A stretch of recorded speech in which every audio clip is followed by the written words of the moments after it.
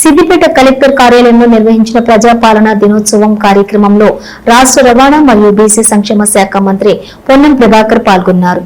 ఈ సందర్భంగా పోలీస్ గౌరవ వందనం స్వీకరించి జాతీయ పతాకావిష్కరణ గావించి ప్రజలను ఉద్దేశించి పొన్నం ప్రభాకర్ మాట్లాడుతూ తెలంగాణ సాయుధ పోరాట అమరవీరులకు, తెలంగాణ అమరవీరులకు జోహార్లు, జై తెలంగాణ, భైరాన్పల్లి అమరవీరులకు శ్రద్ధాంజలి ఘటించి వస్తున్నాను అని తెలిపారు. 1947 ఆగస్టు 27న వందలాది మంది అసువులు బాసిన అమరులకు నివాళులు అర్పించామని, సెప్టెంబర్ 17 తెలంగాణ విమోచన దినోత్సవంను ప్రజాపాలన దినోత్సవంగా జరుపుకుంటున్నామని అన్నారు. తెలంగాణ సాధన కోసం సకల జనులు పోరాడారని, వారి త్యాగాలు అందరం గుర్తించాలని, వారందరికీ ధన్యవాదాలు అని తెలిపారు.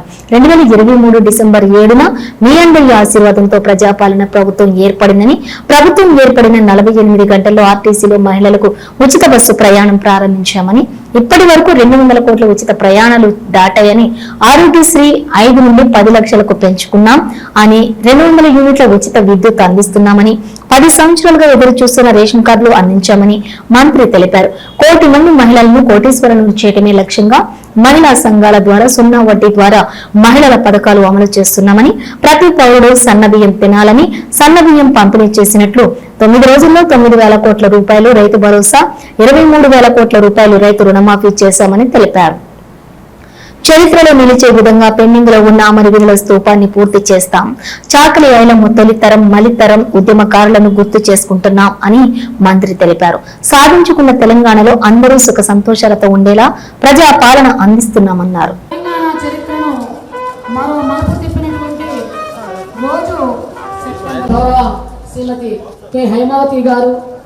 అలాగే గౌరవ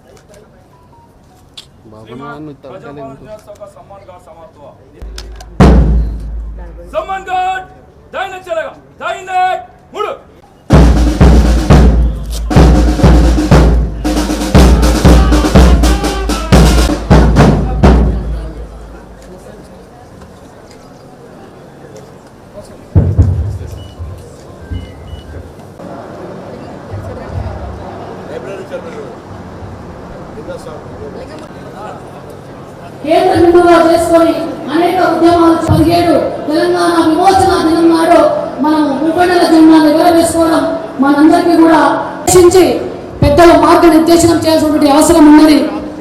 సాయుధ పోరాట అమరవీరులకు జోహార్ జోహార్, తెలంగాణ అమరవీరులకు, ఆ అమరవీరులందరినీ స్మరించుకుంటూ అందరం 2 నిమిషాలు మౌనం పాటిద్దామని సందర్భంగా విజ్ఞప్తి చేస్తా ఉన్నాను. అందరూ కూడా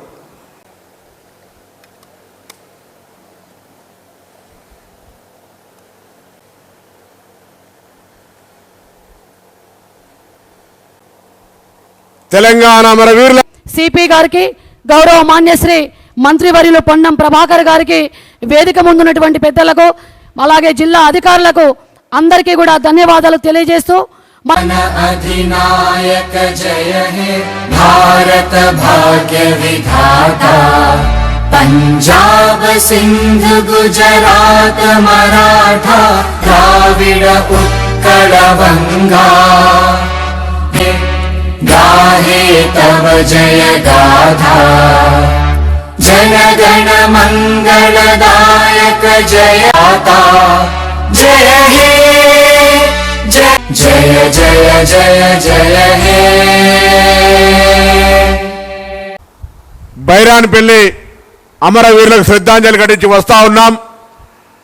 బైరాన్పల్లి 1948 ఆగస్టు 27 నాడు నిజాం నవాబు రజాకార్ల దాడిలో వందల మంది ప్రాణాలు పోరాటం చేసి అసూలు బాసిన వాళ్ళకు శ్రద్ధాంజలి ఘటించి వస్తూ ఉన్నాం.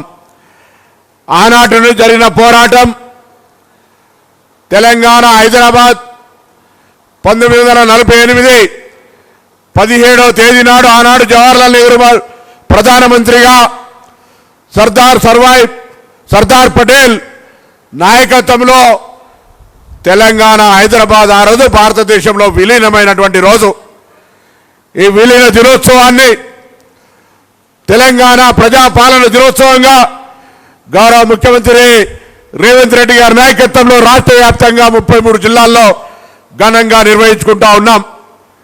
ఈరోజు మనందరం కూడా స్వేచ్ఛతో, తెలంగాణ నినాదంతో, తెలంగాణ ఆకాంక్షలతో ఆనాటి నీళ్లు నిధులు నియామకాలకు సంబంధించి సక్రమంగా ప్రజలకు చేరాలనే సంకల్పంతో మీ అందరి ఆశీర్వచనంతో ఏర్పడ్డ ఈ ప్రభుత్వం ప్రజాపాలన ప్రభుత్వంగా ముందడుగేస్తూ నడుస్తూ ఉన్నటువంటి మాట ఈ సందర్భంగా తెలియజేయడానికి, అందులో భాగస్వామిగా మంత్రిగా మీ అందరికీ తెలియజేయడానికి సంతోషిస్తూ ఉన్నాను.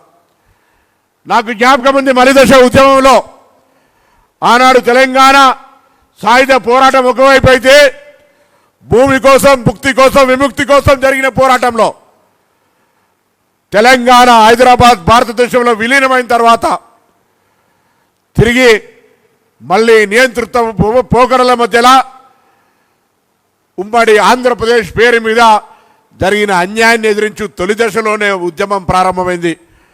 ఆనాడు కూడా అమరులైనారు.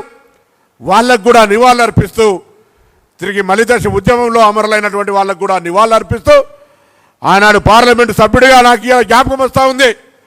తెలంగాణ సాధన కొరకు మొత్తంగా సకల జనులు ఏ విధంగా పోరాడినారు, అందరి యొక్క పోరాట ఫలితంతో ఏర్పడ్డ తెలంగాణ జరిగినటువంటి పరిణామాలు ఇది రాజకీయ వేదిక కాదు కాబట్టి అందరూ ఒక్కసారి మననం చేసుకోవాల్సిన అవసరం ఉంది.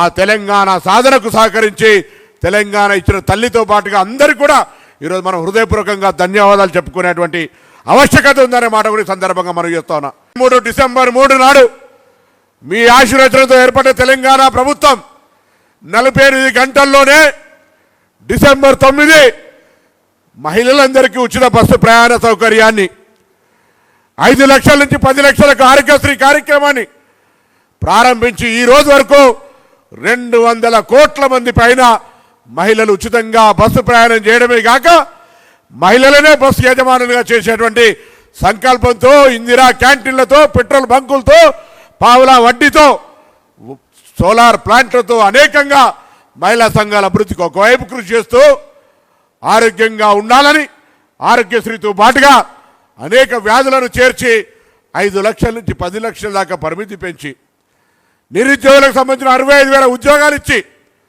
సంక్షేమ కార్యక్రమాలైనటువంటి 200 యూనిట్ల ఉచిత విద్యుత్ కావచ్చు, రేషన్ కార్డులు 10 సంవత్సరాలుగా ప్రజలు ఆకాంక్షిస్తున్న రేషన్ కార్డులు కావచ్చు, సన్న వడ్లు తినేటువంటి అర్హత ఉందో లేదో మాకు అనేటువంటి పరిస్థితులలో పండుగకో పబ్బానికో సన్న బియ్యం కొనుక్కొని తినేటువంటి పరిస్థితి నుంచి తెలంగాణ ప్రభుత్వం, తెలంగాణ ప్రతి పౌరుడు సన్న బియ్యం తినే విధంగా ఈరోజు యొక్క అవకాశాన్ని ఇచ్చిన మాట ఇదొక చారిత్రాత్మకం. దేశంలో 29 రాష్ట్రాల్లో ఒక తెలంగాణలో మాత్రమే ఈ కార్యక్రమం కొనసాగుతుందని చెప్పడానికి ఇలా గర్వంగా ఉందనే మాట కూడా సందర్భంగా మనం చేస్తా ఉన్నాను.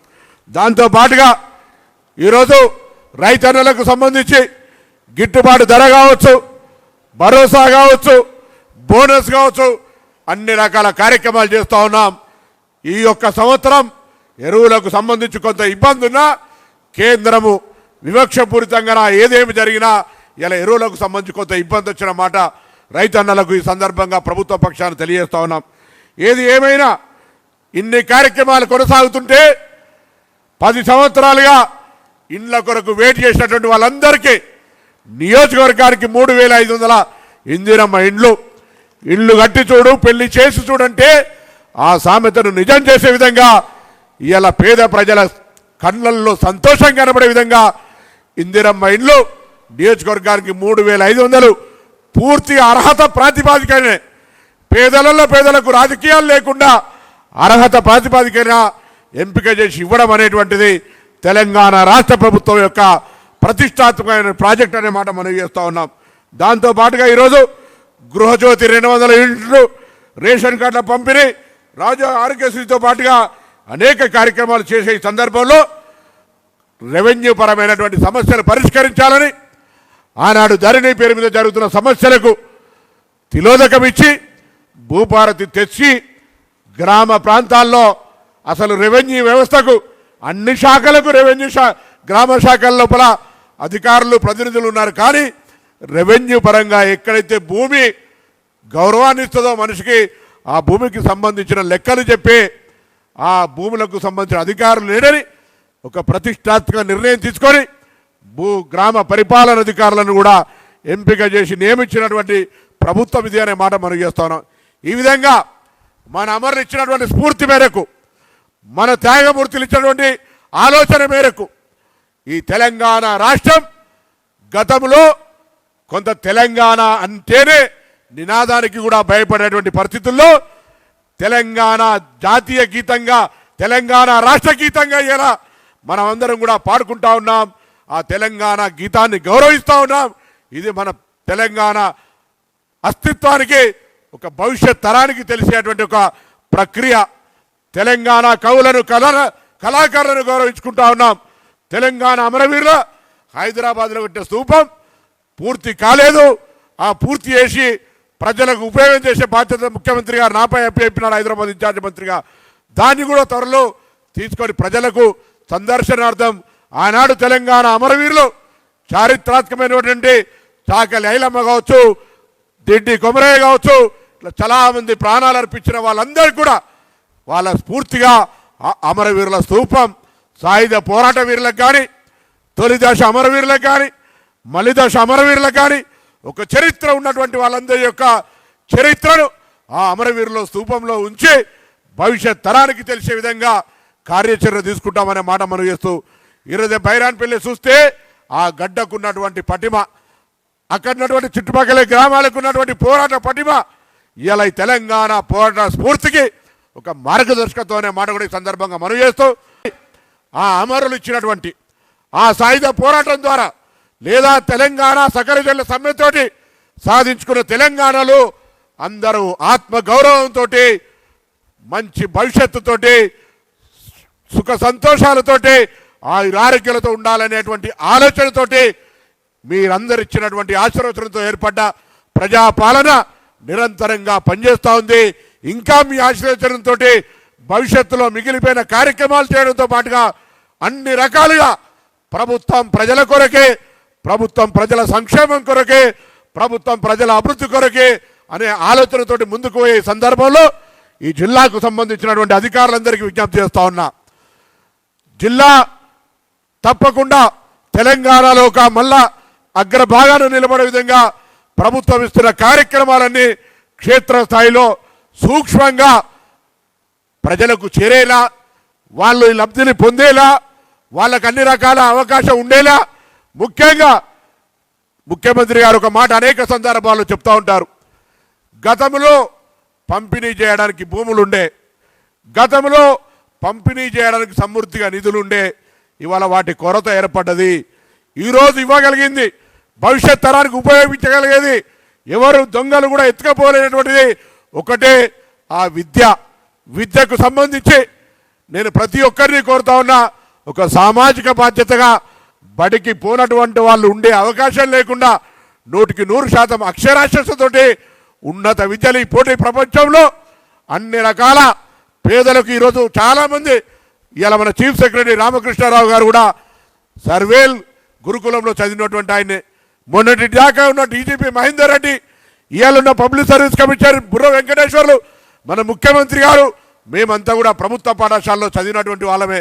అందుకే నేను విజ్ఞప్తి చేస్తా ఉన్నా, ప్రభుత్వ పాఠశాలను బలోపేతం చేస్తూ అనేక శిక్షణల ద్వారా ఎంపికైన ప్రభుత్వ ఉద్యోగులు, అధ్యాపక వర్గం అంతా కూడా ఆ విద్యపై అత్యంత ప్రాధాన్యత చూపెట్టి భవిష్యత్ మంచి తెలంగాణ కోసం, నిర్మాణం కోసం తరానికి తయారయ్యేటువంటి ఆ విద్యార్థులను తయారు చేయాలని కోరుతూ, నేను ఈ సందర్భంగా జిల్లా యంత్రాంగాన్ని అటెండర్ నుంచి కలెక్టర్ దాకా మామూలు ఆశా వర్కర్ నుంచి లేదా హోంగార్డ్ నుంచి ఎస్పీ దాకా అందరినీ కూడా అభినందిస్తాను. మొన్న ప్రతి ఒక్కరు ఒక మొక్క నాటి తెలంగాణ రాష్ట్ర ప్రభుత్వంలో మొట్టమొదటి జిల్లాగా ప్రతి ప్రభుత్వ ఉద్యోగ మొక్క నాటి ఒక మార్గదర్శకత్వమైన మీ అందరికీ నేను హృదయపూర్వకంగా నా అభినందన తెలియజేస్తూ మరొకసారి తెలంగాణ అమరవీరులందరికీ నివాళులర్పిస్తూ భవిష్యత్ తెలంగాణ ప్రజలందరూ సుఖ సంతోషాలతో ఉండాలని కోరుకుంటూ నమస్కారం తెలియజేస్తూ జై తెలంగాణ.